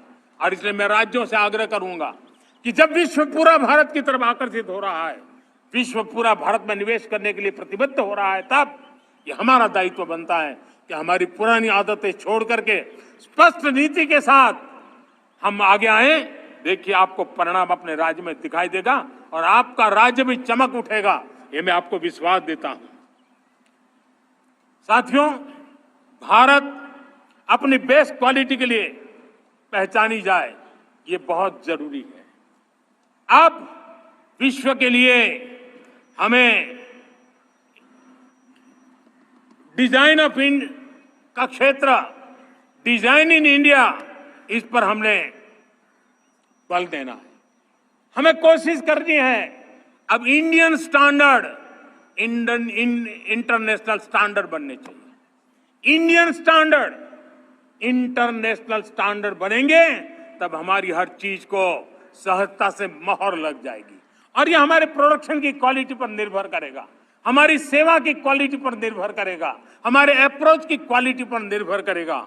और इसलिए हमें क्वालिटी पर बल देकर के आगे बढ़ना है। हमारे पास टैलेंट है, डिजाइन के क्षेत्र में हम दुनिया को बहुत कुछ नया दे सकते हैं। डिजाइन इन इंडिया, इस आह्वान को लेकर के हमें अब आगे चलना है। Design in India and design for the world, इस सपने को लेकर के चलना है। मैं देख रहा हूं गेमिंग की दुनिया का बहुत बड़ा मार्केट खड़ा हुआ है, लेकिन आज भी गेमिंग की दुनिया पर प्रभाव, खास करके उन खेलों को बनाने वाले लोग, प्रोडक्ट करने वाले लोग, विदेशी कमाई होती है। भारत के पास बहुत बड़ी विरासत है, हम गेमिंग की दुनिया में बहुत नई टैलेंट को लेकर के आ सकते हैं। विश्व के हर बच्चे को हमारे देश की बनी हुई गेमिंग की ओर आकर्षित कर सकते हैं। मैं चाहता हूं कि भारत के बच्चे, भारत के नौजवान, भारत के आईटी प्रोफेशनल्स, भारत के एआई के प्रोफेशनल्स, वे गेमिंग की दुनिया को लीड करें। खेलने में नहीं, गेमिंग की दुनिया में हमारे प्रोडक्ट पूरे विश्व में पहुंचने चाहिए और पूरी दुनिया में हमारे एनिमेटर्स काम कर सकते हैं। एनिमेशन की दुनिया में हम अपनी दाग जमा सकते हैं। हम उस दिशा में काम करें। मेरे प्यारे देशवासियों, आज विश्व के अंदर ग्लोबल वार्मिंग, क्लाइमेट चेंज हर क्षेत्र में चिंता और चर्चा का विषय रहता है। भारत ने उस दिशा में काफी कदम उठाए हैं। हम विश्व को आश्वस्त करते रहे हैं और शब्दों से नहीं, अपने कार्यों से, प्राप्त परिणामों से हमने विश्व को आश्वस्त भी किया है और विश्व को आश्चर्यचकित भी किया है। हम ही हैं जिन्होंने सिंगल यूज प्लास्टिक पर प्रतिबंध लगाया है। हमने रिन्यूएबल एनर्जी पर विस्तार किया है। हमने रिन्यूएबल एनर्जी को एक नई ताकत दी है। आने वाले कुछ वर्षों में हम नेट जीरो फ्यूचर की ओर आगे बढ़ रहे हैं। मुझे याद है पेरिस एकॉर्ड में जिन देशों ने अपने लक्ष्य निर्धारित किए थे, आज मैं लाल किले की प्राचीर से मेरे देशवासियों की ताकत दुनिया को बताना चाहता हूं। G20 देश के समूह जो नहीं कर पाए वो मेरे देश के नागरिकों ने करके दिखाया है। मेरे देशवासियों ने करके दिखाया है। हिंदुस्तान ने करके दिखाया है। पेरिस एकॉर्ड के अंदर जो टारगेट हमने तय किए थे, उन टारगेट को समय से पहले पूरा करने वाला G20 देशों के समूह में अगर कोई है तो एकमात्र मेरा हिंदुस्तान है, एकमात्र मेरा भारत है। और इसलिए गर्व होता है साथियों। रिन्यूएबल एनर्जी के टारगेट हमने पूरे किए। हम 2030 तक रिन्यूएबल एनर्जी को 500 गीगावाट तक ले जाने के लिए मकसद से काम कर। आप कल्पना कर सकते हैं कि कितना बड़ा लक्ष्य है। दुनिया के लोग सिर्फ 500 गीगावाट शब्द सुनते हैं ना तो मेरी तरफ ऐसे ऐसे देखते हैं। लेकिन आज मैं विश्वास से कह रहा हूं देशवासियों को कि इस लक्ष्य को भी हम पूरा करके रहेंगे और ये मानव जाति की भी सेवा करेगा, हमारे भविष्य की भी सेवा करेगा, हमारे बच्चों के उज्जवल भविष्य की गारंटी बनेगा। हमने 2030 तक हमारे रेलवे को नेट जीरो एमिशन का लक्ष्य लेकर के हम चल रहे हैं। साथियों, पीएम सूर्य घर मुफ्त बिजली योजना उसको एक नई ताकत देने वाली है और ये बदलाव का फल मेरे देश के सामान्य परिवार को मिला, विशेष करके मेरे मध्यम वर्ग को मिलेगा जब उसका बिजली का बिल मुक्त हो जाएगा। इलेक्ट्रिक व्हीकल उसकी मांग बढ़ती जा रही है। जब पीएम सूर्य घर योजना से वो बिजली उत्पादन करता है सूर्य से, तो उसका व्हीकल का प्रवास का खर्चा भी वो कम कर सकता है। साथियों, हम ग्रीन हाइड्रोजन मिशन लेकर के एक ग्लोबल हब बनना चाहते हैं। बहुत तेजी से नीतियां बनाई गई है, बहुत तेजी से उसका इम्प्लीमेंटेशन का काम हो रहा है और भारत ग्रीन हाइड्रोजन एक न्यू एनर्जी की दिशा में हम जाना चाहते हैं। और ये सारे जो प्रयास चल रहे हैं, क्लाइमेट की चिंता तो है ही है, ग्लोबल वार्मिंग की चिंता है, लेकिन इसके अंदर ग्रीन जॉब्स की बहुत बड़ी संभावना है और इसलिए आने वाले कालखंड में ग्रीन जॉब्स का महत्व बढ़ता है। तो उसको सबसे पहले कैप्चर करने के लिए मेरे देश के नौजवानों को अवसर देने के लिए और ग्रीन जॉब्स के लिए एक बहुत बड़ा क्षेत्र को बढ़ावा दे रहे हैं। मेरे प्यारे देशवासियों, आज हमारे साथ इस तिरंगे झंडे के नीचे वो नौजवान बैठे हैं जिन्होंने ओलंपिक की दुनिया में भारत का परचम लहराया। मैं मेरे देश के सभी एथलीट्स को, मेरे देश के सभी खिलाड़ियों को 140 करोड़ देशवासियों की तरफ से बधाई देता हूं और हम नए सपने, नए संकल्प, अत्यंतिक पुरुषार्थ के साथ नए लक्ष्यों को हासिल करने के लिए आगे बढ़ेंगे। ऐसा मैं विश्वास के साथ उनको शुभकामनाएं भी देता हूं। आने वाले कुछ दिनों में भारत के एक बहुत बड़ा दस्ता पैरालंपिक के लिए पेरिस जाने के लिए रवाना होगा। मैं मेरे सभी पैरालंपिक खिलाड़ियों को भी हृदय से बहुत बहुत शुभकामनाएं देता हूं। साथियों, भारत ने G20 को ऑर्गेनाइज किया, हिंदुस्तान के अनेक शहरों में ऑर्गेनाइज किया, 200 से ज्यादा इवेंट किए। पूरे विश्व में G20 का इतना बड़ा व्याप, इतना बड़ा कार्यक्रम कभी नहीं हुआ, इस बार हुआ। इसने एक बात सिद्ध कर दी है कि भारत में बड़े से बड़े कार्यक्रम ऑर्गेनाइज करने की ताकत है। भारत को किसी कोई भी हॉस्पिटैलिटी का सामर्थ्य भारत में सबसे ज्यादा है। अगर ये सिद्ध हो चुका है तो साथियों, हिंदुस्तान का सपना है कि 2036 में जो ओलंपिक होगा वो मेरे हिंदुस्तान की धरती पर हो। इसके लिए हम तैयारी कर रहे हैं, उसके लिए हम आगे बढ़ेंगे। साथियों,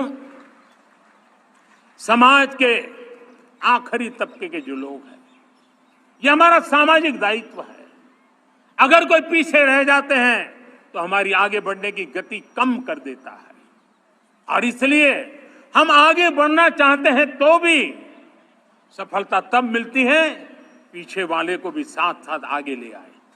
और इसलिए हम सबका दायित्व बनता है कि हमारे समाज में आज भी जो क्षेत्र पीछे रह गए हैं, जो समाज पीछे रह गए हैं, जो लोग पीछे रह गए हो, हमारे छोटे छोटे किसान हो, हमारे जंगलों में रहने वाले मेरे आदिवासी भाई बहन हो, हमारी माताएं बहनें हो, हमारे मजदूर हो, हमारे श्रमिक साथी हो, हमारे कामगार लोग हो, इन सबको हमें बराबरी में लाने के लिए, हमारे बराबर लाने के लिए भरपूर प्रयास करना है।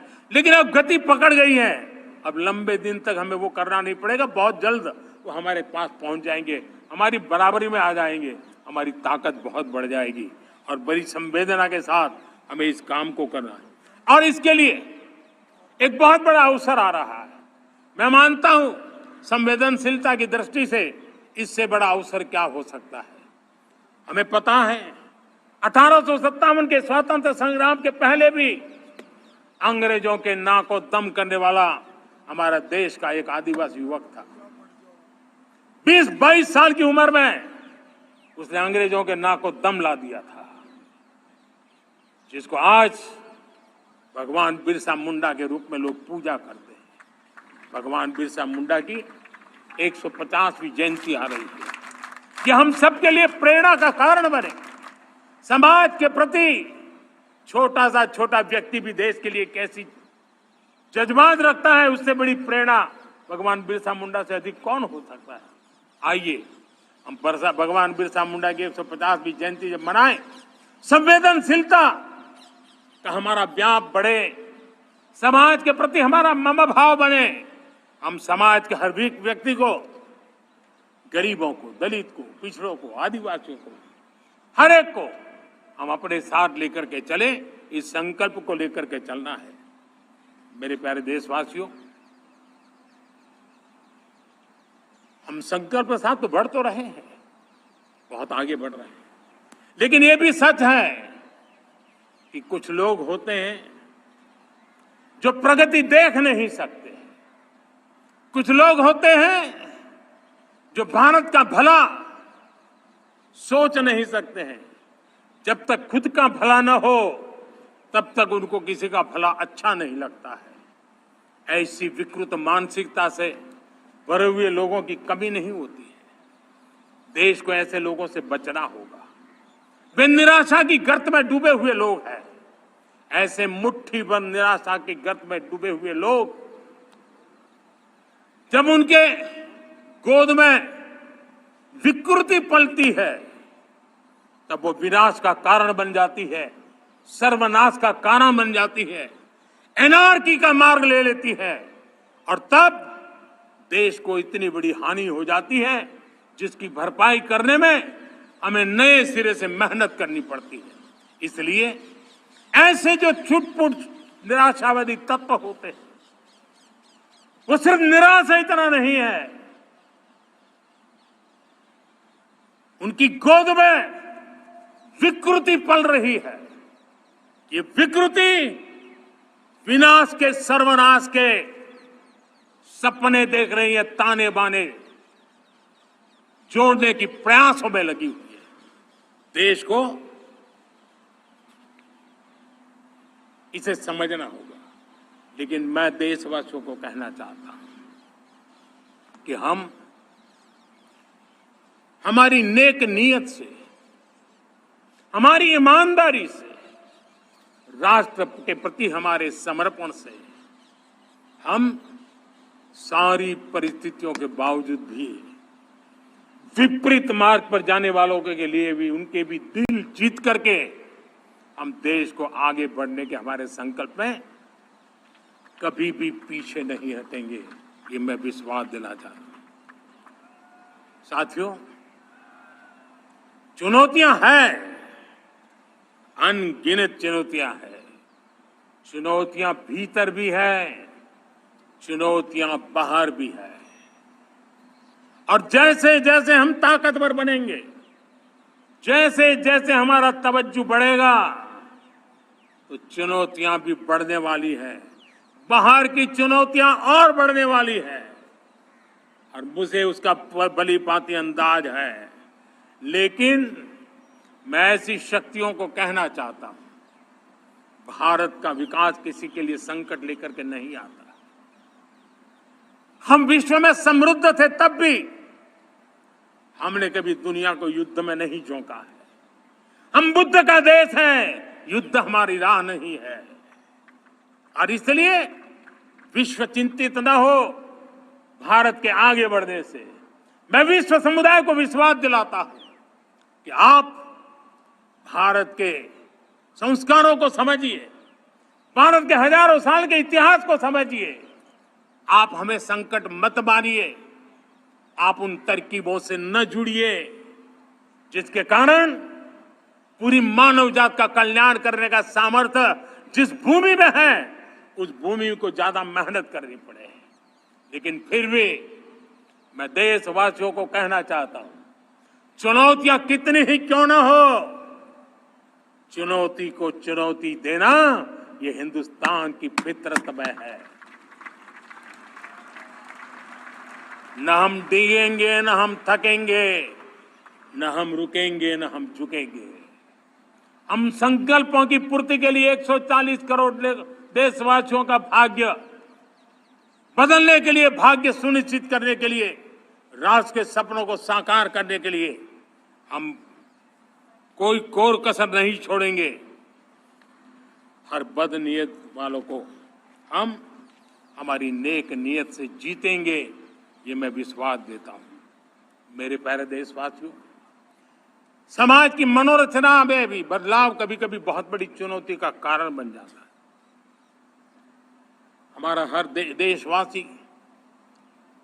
भ्रष्टाचार की दिमक से परेशान रहा है। हर स्तर के भ्रष्टाचार ने सामान्य मानवीय का व्यवस्थाओं के प्रति विश्वास तोड़ दिया है।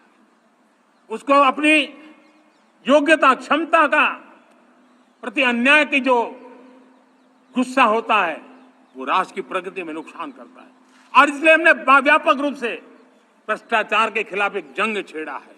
मैं जानता हूं इसकी कीमत मुझे चुकानी पड़ती है, मेरी प्रतिष्ठा को चुकानी पड़ती है, लेकिन राष्ट्र से बड़ी मेरी प्रतिष्ठा नहीं हो सकती है, राष्ट्र के सपनों से बड़ा मेरा सपना नहीं हो सकता। और इसलिए ईमानदारी के साथ भ्रष्टाचार के खिलाफ मेरी लड़ाई जारी रहेगी, तीव्र गति से जारी रहेगी और भ्रष्टाचारियों पर कार्रवाई जरूर होगी।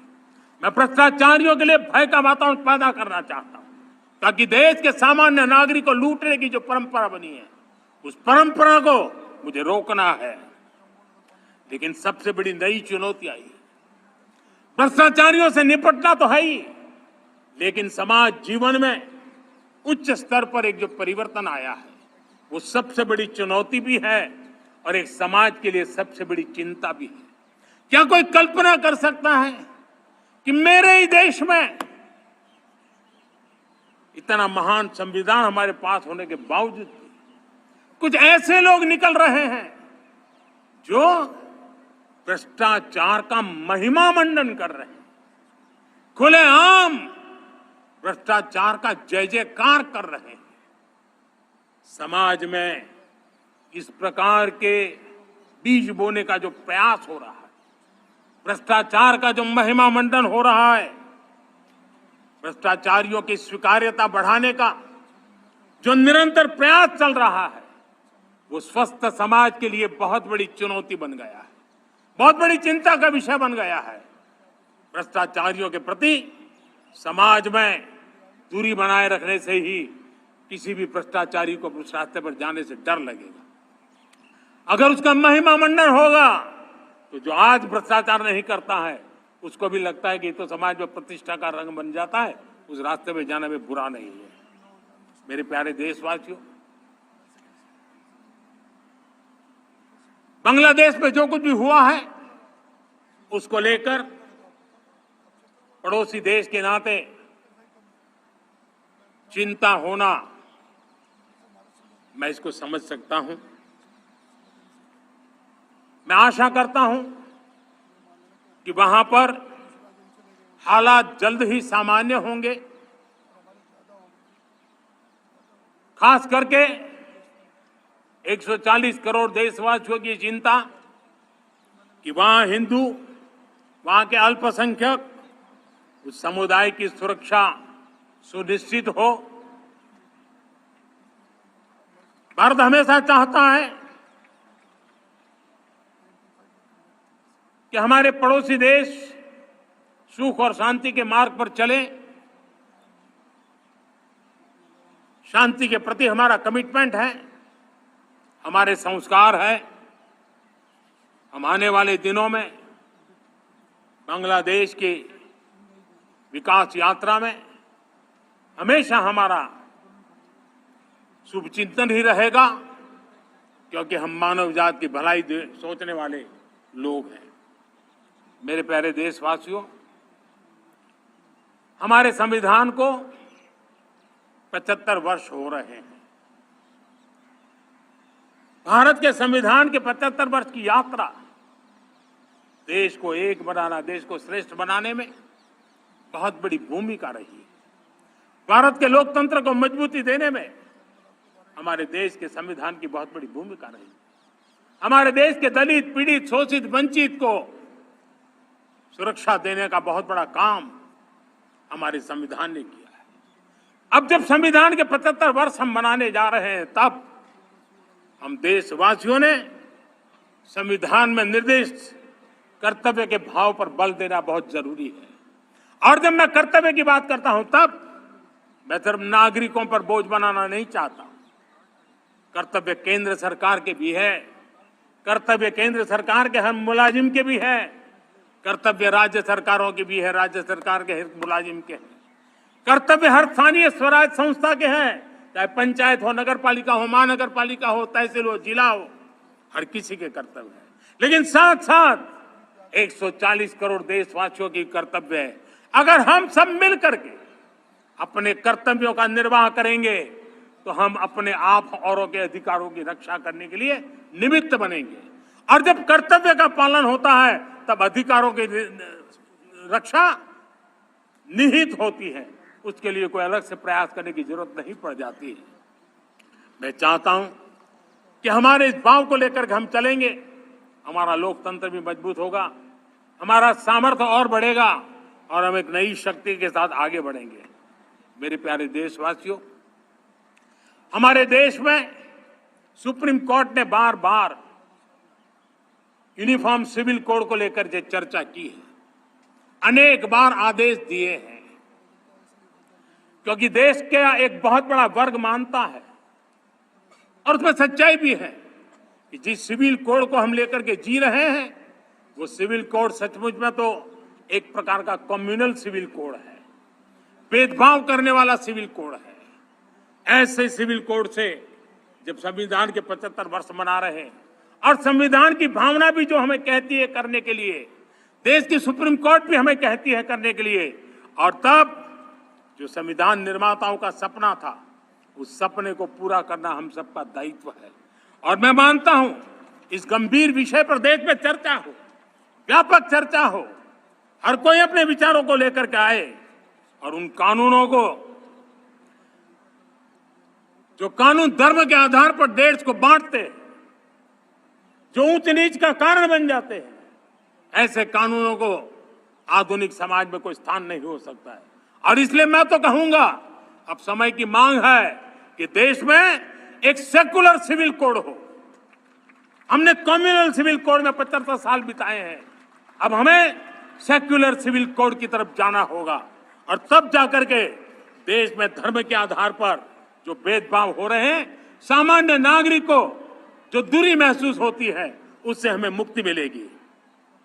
मेरे प्यारे देशवासियों, जब मैं देश में एक चिंता हमेशा कहता हूं, परिवारवाद, जातिवाद भारत के लोकतंत्र को